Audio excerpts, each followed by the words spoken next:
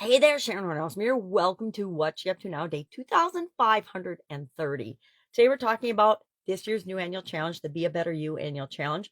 Just came up with that today.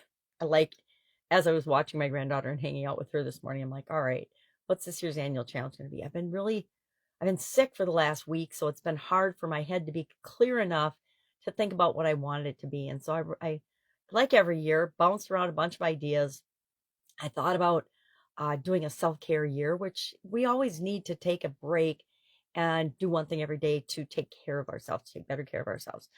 Or I thought about doing an abundance year because we're coming out of an economic time that's been hard for many of us, and we want to go into more prosperous times ahead.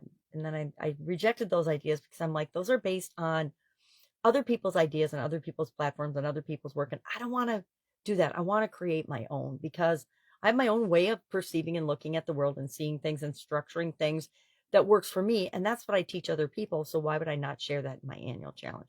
So this year's annual challenge is the Be a Better You annual challenge. And we're going to do one thing every day to be a better version of ourselves, to improve, to continually improve. But I won't say continually improve because that's a quality thing that's unique to me. But every day we want to be a better version of ourselves. We want to show up as an improved version of ourselves to make the world a better place.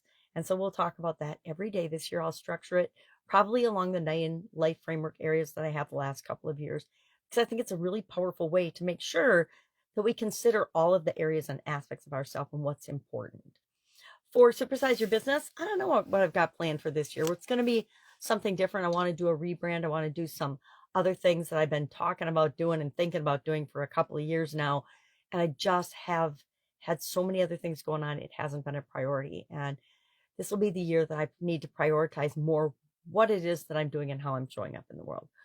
Because I think that's important. I think we need to lead by example. And I would say that I have not necessarily been leading by example, which is an area that I can be a better me, a better version of myself in.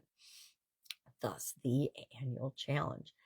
I want to just wish everybody an absolutely incredible, happy new year, and to head into this year with optimism and I guess a light in our heart that I felt like we haven't had for several years since the COVID pandemic. I think there's been this black cloud over everyone and our every area and aspect of our life, and I think it's time for that cloud to lift and us to start being kind human beings, treating other people the way we want to be treated again. I think it's well overdue, and I know that we're all capable of that. So I wish you your absolute best year yet, your best year so far this year. I'm planning on making this one of my best years so far, if not my best year so far. And it'll be my 65th year on the planet. I know most people would say, don't admit that, but I like admitting it because it's who I am. I am going to be 65 years old this year. Wow. Amazing. Amazing we've lasted this long. All right, if I can help you anyway, hit me up and ask. Otherwise, have an incredibly relaxing first day to your new year. And I will, of course, be with you tomorrow.